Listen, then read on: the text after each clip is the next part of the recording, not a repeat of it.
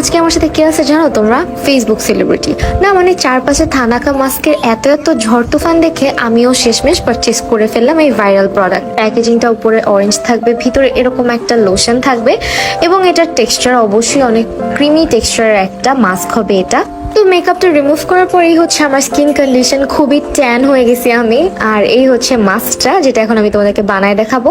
এখানে আমি জাস্ট একটুখানি পানি মিক্স করলাম অ্যান্ড হয়ে গেল।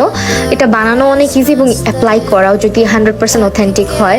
সো আমি তোমাদের একটু অ্যাপ্লাই করে দেখাই, দেখো খুব ইজিলি কিন্তু এটা অ্যাপ্লাই হয়ে যাচ্ছে স্কিনের মধ্যে। থানাকা আমাদের স্কিনের সান ট্যান কমিয়ে স্কিনকে কয়েক শেড পর্যন্ত ব্রাইট করতে হেল্প করে, স্কিনের পোর্স মিনিমাইজ করে। এছাড়া আমাদের স্কিনের ডার্ক স্পট বা হাইপার পিগমেন্টেশন থাকলে সেটাকেও কমাতে সাহায্য করে এই মাস্কটা। 10 থেকে 15 মিনিট রাখার পর ওয়াশ করার সাথে সাথে স্কিনে কিন্তু একটা ইনস্ট্যান্ট চেঞ্জ তোমরা দেখতে পারবে। ট্যুর থেকে আসার পরে আমার স্কিনটা অনেক ট্যান হয়ে গিয়েছিল। আমি 6-7 বার এই মাস্কটা ইউজ করে অনেক ভালো রেজাল্ট পেয়েছি। সো আমি এটা হাইলি রিকমেন্ড করবো, আমার কাছে তো এটা অনেক ভালো লেগেছে। মাস্ক ইউজ করার পরে অবশ্যই একটা ময়শ্চারাইজার